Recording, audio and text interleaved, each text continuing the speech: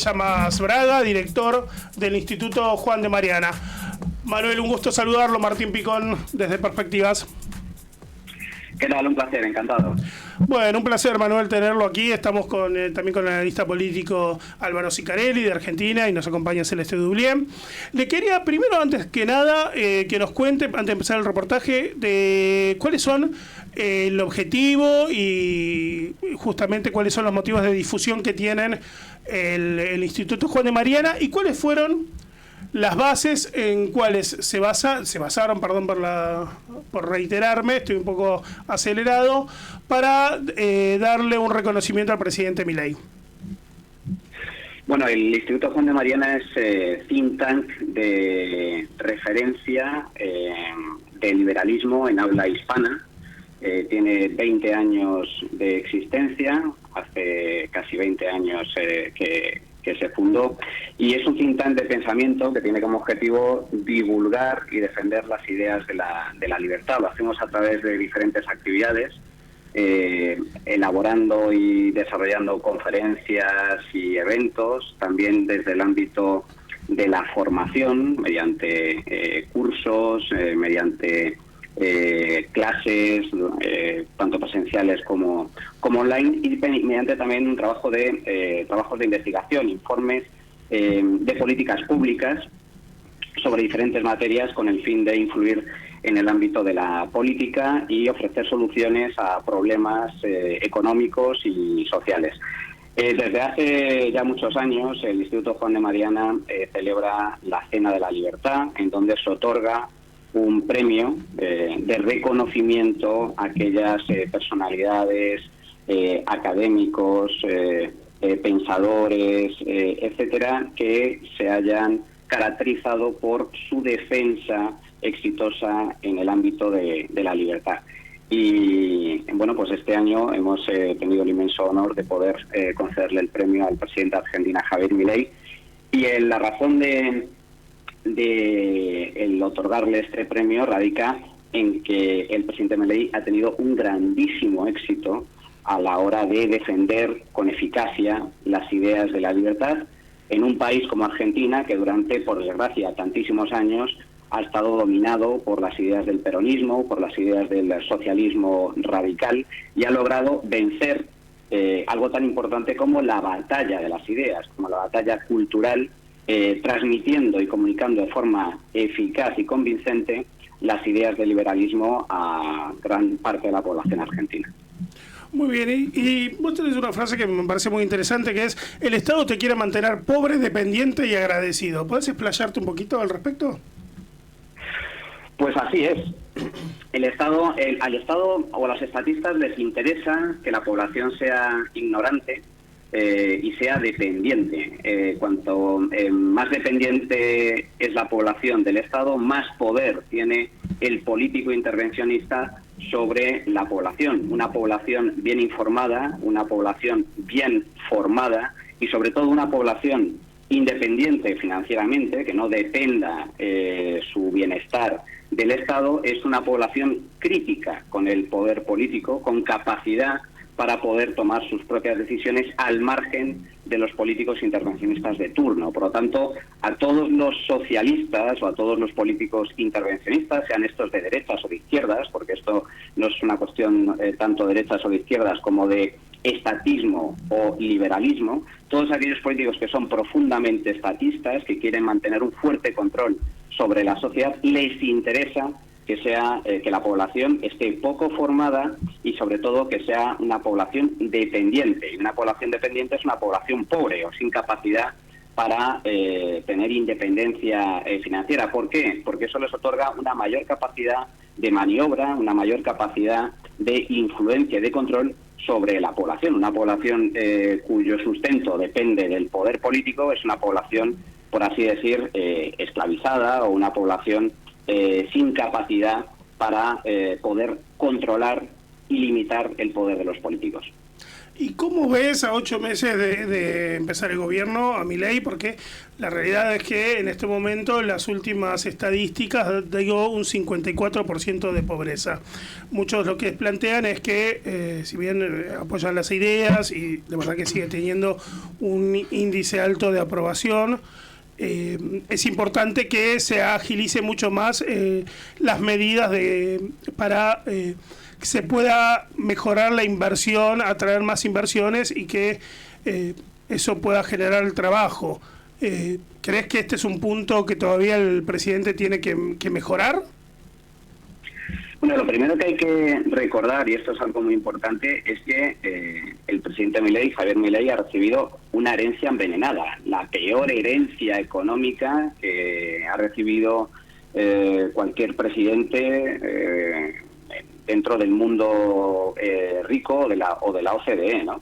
En ese sentido hay que recordar que el kirchnerismo ha sido un auténtico desastre desde todos los puntos de vista a nivel económico, con una deuda desorbitada, un déficit público crónico, al borde de la hiperinflación y con una economía absolutamente destrozada y empobrecida en medio de una recesión absolutamente brutal. Por lo tanto, la herencia era ciertamente complicada. El primer objetivo que se ha marcado Milei, y de hecho era la prioridad número uno de cualquier político que quisiera hacer frente a la crisis, era frenar la inflación, frenar y evitar la hiperinflación a la que estaba abocada Argentina. Y eso, en gran medida, ya lo ha conseguido. Los últimos datos en materia de inflación son ciertamente positivos. Es cierto que sigue habiendo inflación, que la inflación es alta, pero el ritmo del aumento de precios ha reducido de forma drástica, de forma muy sustancial.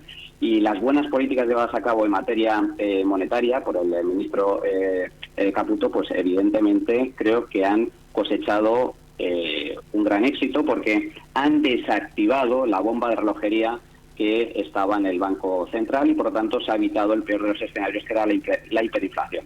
La segunda gran objetivo radica en fomentar e impulsar el crecimiento económico, no solo para salir de la recesión, sino para crecer con fuerza y de esta forma crear empleo y sobre todo crear riqueza y reducir de forma drástica esa tasa de pobreza que hay que recordar que también es ha sido heredada del anterior mandato. Para eso se necesitan medidas de liberalización económica, de mayor apertura comercial, de mayor desregulación para que el sector privado y las empresas empiecen a crear riqueza con fuerza. Se han hecho avances importantes en esa materia, en materia de regulatoria, en materia de liberalización y eliminación de ciertas trabas y ciertas regulaciones que ahogaban el crecimiento argentino. Evidentemente hay que hacer más, la tarea que hay por delante en ese sentido es ingente, pero también hay que recordar que a fecha de hoy pues Milei no tiene la mayoría suficiente para aprobar en el Parlamento, las cámaras, todas las medidas de liberalización que requiere el país y que el propio Milei defiende, y por ello requiere una negociación con otras formaciones para lograr aprobar medidas. Se han hecho avances, como digo, y yo creo que esos avances en algunas materias ya se han reflejado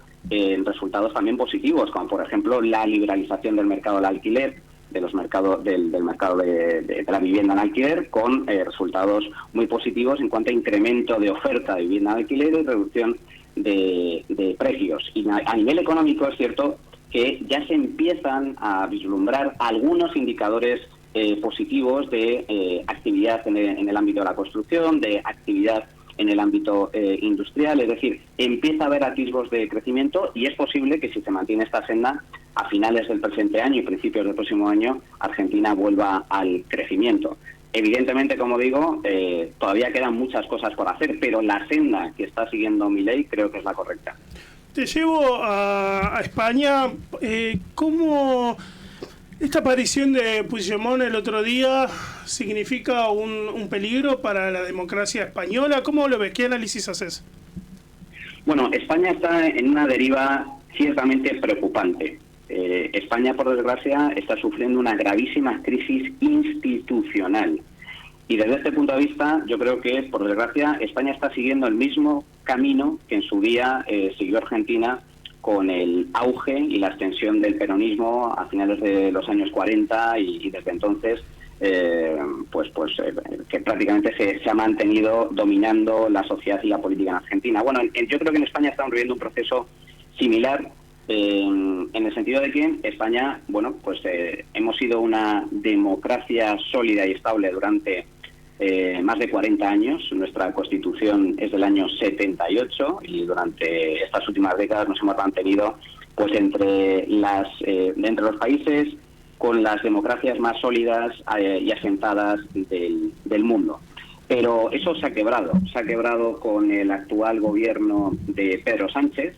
Pedro Sánchez pertenece al Partido Socialista y ha llegado al gobierno de la mano de los partidos más radicales del panorama político, tanto a nivel español como a nivel europeo. Pedro Sánchez está siendo sostenido en el gobierno gracias al apoyo de los comunistas y gracias al apoyo de los independentistas catalanes, fundamentalmente.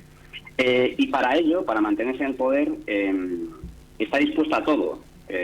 Y por ello ha aprobado una ley de amnistía a la carta con el fin de perdonarle, exonerarle de todos los delitos a los independentistas que intentaron dar un golpe de Estado en Cataluña en el año 2017, que fueron condenados por ello. Una ley de amnistía que es totalmente inconstitucional y pese a ello el gobierno la ha aprobado.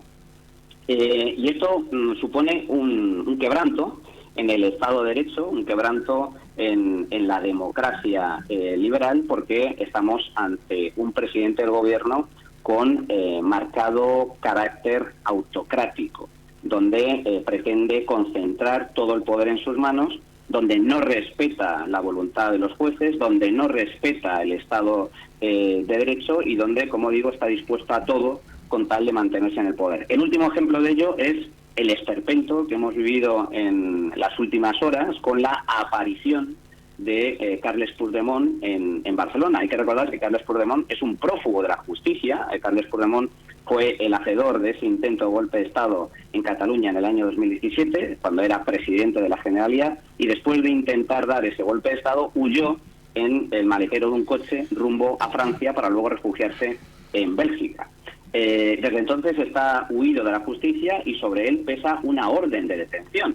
Las fuerzas y cuerpos de seguridad del Estado tenían la obligación legal de detenerle en el momento en el que pisara suelo español. Pues bien, ¿qué es lo que ha pasado estos días? Pues que Puigdemont ha pisado tierra española, ha venido a Barcelona a dar un mitin y, sin embargo, las fuerzas y cuerpos de seguridad del Estado, incluidas las que dependen directamente del gobierno central, no han hecho nada por detenerle. Bueno, esto es una nueva prueba inequívoca de la crisis institucional, del declive institucional que sufre este país, donde el gobierno, en lugar de respetar las leyes y garantizar la igualdad ante la ley, otorga privilegios, prebendas y amnistías a sus socios, como es el caso de Puigdemont. Manuel, tenemos que ir a una pausa. Te dejo una pregunta, puede ser, nos esperás unos minutitos y me la respondes a la vuelta. Perfecto. Sí, la pregunta es, esta crisis de Venezuela pone en juego el poder de la tríada China, Irán y Rusia en Latinoamérica. ¿Me la responde después de que volvemos? Muy bien, estupendo. Desde Buenos Aires, República Argentina, transmite. Cuando tenemos en línea, recordamos a Manuel Llamas Fraga, director del Instituto Juan de Mariana desde España. Bueno, Manuel, nos quedó una respuesta pendiente de parte tuya, que es cómo ves el futuro de el tema geopolítico del grupo formado por China, Irán y Rusia frente a una crisis del gobierno de Venezuela. Bueno, pues en este caso hay que recordar que China, Irán y Rusia tienen algo en común. Tienen muchas diferencias entre ellos, pero les une un enemigo común, un objetivo común, que es intentar debilitar a Occidente, y para ello lo que desarrollan es lo que se denomina, o lo que se conoce como guerra asimétrica, que es una guerra no convencional en el que se utilizan bueno, pues todo tipo de mecanismos para intentar desestabilizar a las democracias liberales del mundo libre, incluidas las que están en América, en el continente americano y en Europa. Para ello se nutren y también se sirven del socialismo más radical, más recalcitrante, el comunismo más abyecto, como es el caso de Venezuela. De ahí precisamente que, bueno, pues sean también socios de la terrible, aberrante dictadura de Maduro en Venezuela. Una posible caída de Maduro, pues lógicamente supone un golpe muy importante también para los intereses de China, Rusia e Irán en contra de Occidente. Pero está por ver hasta qué punto se va a producir o no esa caída. Todo apunta a que Maduro insiste en agarrarse al poder a toda costa, incluyendo la represión, la persecución y el asesinato deleznable, aberrante, atroz de toda la oposición, de todo el pueblo venezolano que votó en contra de Maduro y a favor de un cambio democrático y a favor de la libertad en Venezuela. Por lo tanto, esto es lo terrible. Muchas veces el socialismo, pues una vez que llega al poder, por desgracia en multitud de ocasiones no lo abandona pacíficamente, y ejemplos de ellos pues hay muchos, ¿no? Incluida la, por desgracia, terrible dictadura cubana de los Castro, que también son socios, aliados y cómplices de la dictadura de Maduro. Por lo tanto, aquí hay dos opciones, que finalmente, gracias, y esto es muy importante, a la presión internacional de todos los países y las democracias liberales, y gracias también a la tenaz oposición, a la tenaz movilización de los venezolanos en las calles, pues finalmente Maduro y sus aliados pues negocien una salida de alguna forma del poder, pero todo apunta a que no va a ser sencillo. Yo creo que sinceramente hay muchas opciones también de que Maduro, al igual que ha sucedido por desgracia en otras ocasiones a lo largo de la historia, se aferre al poder, se aferre al cargo y opte por implantar ya de forma abierta y absolutamente descarada una nueva dictadura socialista en Venezuela, donde bueno, pues se dedique a reprimir y a perseguir a todos los disidentes del régimen. Manuel, te agradecemos muchísimo la entrevista, tenés el micrófono abierto para cuando quieras salir y bueno, estamos en contacto desde Perspectivas. Vamos a la pausa. Muchas gracias, Manuel. Un auténtico placer, muchas gracias.